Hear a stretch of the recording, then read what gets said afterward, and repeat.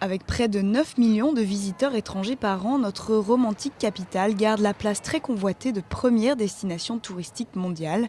Les Américains, après avoir boudé Paris pendant près de 2 ans, reviennent enfin et ils se réinstallent au rang de première clientèle étrangère après les Britanniques.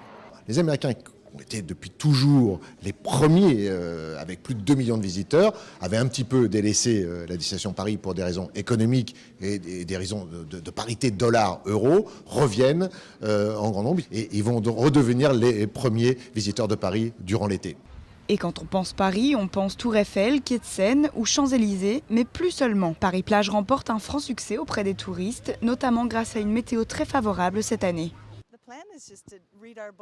L'idée, c'est juste de lire notre livre, de s'asseoir, sûrement d'aller chercher quelque chose à boire à midi et profiter de la plage à Paris. 2007 et 2008 avaient été des années touristiques exceptionnelles. Les chiffres de 2009 accusent une légère baisse, mais la capitale semble résister mieux que prévu à la crise. On a la chance d'avoir des flux touristiques complémentaires. On a une clientèle qui se divise entre clientèle affaires, clientèle loisirs. On a une clientèle nationale importante et qui est toujours un excellent soutien en période difficile.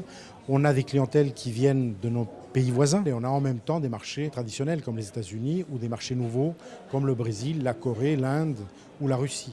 Une inquiétude toutefois, la grippe H1N1. En cas de pandémie cet automne, les déplacements seraient drastiquement restreints et l'arrière-saison pourrait souffrir d'une chute brutale du nombre de touristes à Paris.